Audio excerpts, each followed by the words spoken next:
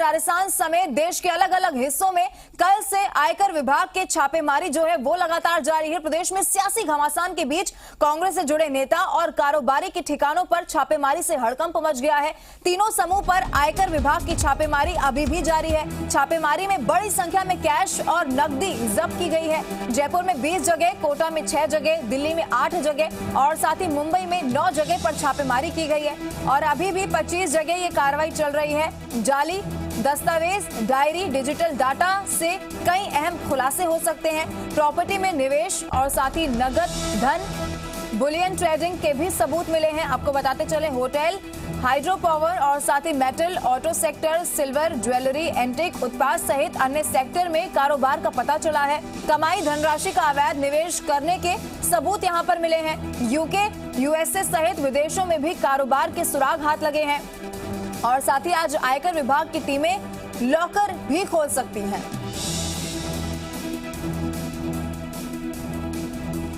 तीन कारोबारी समूहों पर 33 जगह ये छापेमारी की कार्रवाई की गई है। लगातार ये जारी है। बड़ी संख्या में कैश जो है वो जब्त किया गया है। जयपुर से खबर, जहां पर छापेमारी अब भी जारी है। बड़ी संख्या में कैश, नकदी बरामद किया गया है। जयपुर, दिल्ली और मुंबई में भी ये छापेमारी की कार्रवाई की गई है। प्रॉपर्टी में निवेश, नगद धन और साथ ही बुलियन ट्रेडिंग के सबूत फिलहाल हाथ लगे हैं। कमाई धनराशि का अवैध निवेश करने के भी सबूत जो है वो इस पूरे छापेमारी के दौरान सामने आ रहे हैं। देखिए, लगातार जो है छापेमारी की कार्रवाई की जा रही है। इसके अलग अलग मतलब निकाले जा रहे हैं, क्योंकि इससे पहले कोरोना के दौरान ये कार्रवाई बंद थी और फिर कल ये कार्रवाई की गई। जो गहलोत के निजी बताए जाते हैं, मुख्यमंत्री अशोक गहलोत के, उन पर ये कार्रवाई की गई। ऐसे में लगातार जो सियासत है वो इस पूरे मामले के बाद और भी ज्यादा गर्माती हुई नजर आ रही है। लेकिन छापेमारी की जो कार्रवाई है वो अभी भी जारी है और लॉकर भी आज आयकर विभाग की टीम खोल सकती है। ये महत्वपूर्ण जानकारी सामने आ रही है। आयकर विभाग की छापेमारी लगातार जारी है। अलग अलग ठिकानों पर, अलग अलग जगहों पर, अलग अलग राज्यों की भी बात करें तो मुंबई, दिल्ली, जयपुर में ये छापेमारी की जा रही है। प्रॉपर्टी में निवेश जैसे सबूत सामने आए हैं और लगातार इसमें जांच पड़ताल अब आगे की जाएगी। कमाई धनराशि का अवैध निवेश करने के भी इस दौरान आयकर विभाग को सबूत प्राप्त हुए हैं। 3 समूहों पर आयकर विभाग का ये छापेमारी की कार्रवाई जारी है। बड़ी संख्या में कैश और नकदी जब्त हुई है। और चलिए सीधा जयपुर का रुख करते हैं, जहां से संवाददाता अंकित तिवारी हमारे साथ सीधा लाइव जुड़ चुके हैं। अंकित, देखिए, इससे पहले यही कल भी हम बात कर रहे थे कि इससे पहले कोरोना के दौरान छापेमारी की जो कार्रवाई थी वो बंद की गई थी और फिर जब छापेमारी की कार्रवाई हुई तो उन लोगों पर हुई जो मुख्यमंत्री अशोक गहलोत के करीबी बताए जाते हैं। किस तरीके से इस पूरे जो छापेमारी की कार्रवाई की जा रही है इसको समझा जाए अंकित?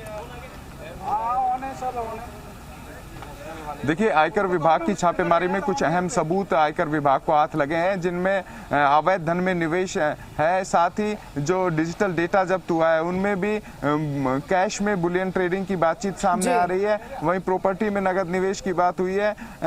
सबसे अहम बात यह है कि विदेशों से भी कारोबार के जुड़ा हुआ है। ऐसे में विदेशों में भी अवैध धनराशि निवेश करने की आशंका विभाग ने जताई है। अभी 25 जगहों पर छापेमारी जारी है। इनमें सबसे अहम अगर हम राजनीतिक लिहाज से बात करें तो राजीव अरोड़ा जो कांग्रेसी नेता है, धर्मेंद्र राठौड़ जो कांग्रेसी नेता है, दोनों ही बेहद करीबी है मुख्यमंत्री अशोक गहलोत के। और जो कारोबारी ग्रुप है वो भी उनके और परिवार के सदस्यों के कारोबार समूह में बिल्कुल करीबी रहा है। ऐसे में सियासी हलकों में यह है कि वर्तमान राजनीतिक संकट के बीच आयकर विभाग ने यह कार्रवाई की है, जिसके राजनीतिक मायने ये हैं कि कहीं ना कहीं दबाव की कोशिशें अदृश्य ताकतें कर रही हैं। ऐसे में राजस्थान की राजनीति में सत्ता पक्ष को प्रभावित करने की भी कोशिश हो रही है और एक संदेश केंद्र की तरफ से भी दिया जा रहा है कि कोई है जो सचिन पायलट को समर्थन दे रहा है। लेकिन इन सब के बीच में लगातार आयकर विभाग भी अपना काम कर रहा है और सत्ता और संगठन में तालमेल की कोशिशें भी हो रही है।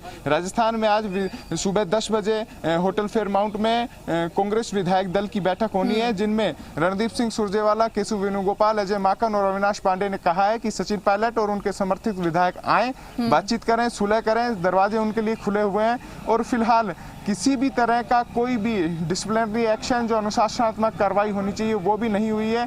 जाहिर है बड़े बयान मुकेश भाकर की तरफ से कल सोशल मीडिया पर एक बयान जारी किया गया था, इसके बावजूद कोई एक्शन फिलहाल कांग्रेस नहीं ले रहा है, क्योंकि कांग्रेस वर्तमान में चाह रही है कि सुलह बने और सत्ता और संगठन फिर से तालमेल कर राजस्थान में और देश भर में कांग्रेस को मजबूती प्रदान करे। तो जाहिर है फिलहाल सियासी संकट का समाधान यही है कि दोनों धड़े मिले तो बात आगे बढ़े। जी अंकित, देखिए सियासी घटनाक्रम पर मैं आऊं, लेकिन इससे पहले चूंकि छापेमारी की जो कार्रवाई है वो की जा रही है, उससे जुड़ा सवाल आपसे पूछना है जरूरी हो जाता है। देखिए कल 2 नाम सामने आए और अभी बताया जा रहा है कि बड़ी संख्या में नकदी भी बरामद की गई है और भी सबूत है जो हाथ लगे हैं। क्या नाम कोई बड़ा सामने आ पा रहा है या फिर कुछ समय में ये संभावना है कि कोई बड़े नाम का खुलासा यहाँ पर हो सकता है इस छापेमार की कार्रवाई के बाद? अंकित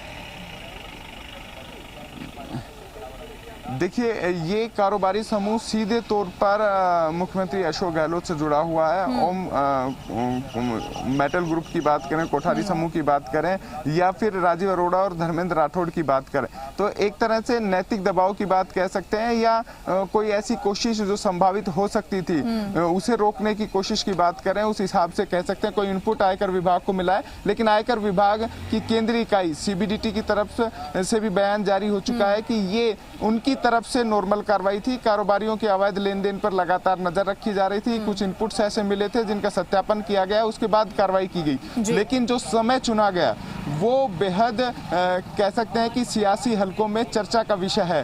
अब फिलहाल राजस्थान में आयकर विभाग ने छापेमारी रोकी हुई है। केंद्रीय वित्त मंत्रालय की तरफ से, केंद्रीय वित्त मंत्री निर्मला सीतारमण की तरफ से भी एक जो आंतरिक रूप से कहा गया है कि कारोबारियों पर गैर जरूरी कोई नोटिस भी नहीं भेजा जाए, छापेमारी नहीं की जाए। देखिए लगातार जो छापेमारी की कार्रवाई है वो यहाँ पर की जा रही है। आप नजर बना के रखिए और कोई अपडेट इस मामले को लेकर होगा तो आपका फिर से रुक करेंगे। फिलहाल बहुत बहुत शुक्रिया आपका हमारे साथ जुड़ने के लिए और तमाम जानकारी साझा करने के लिए। और चलिए एक बार फिर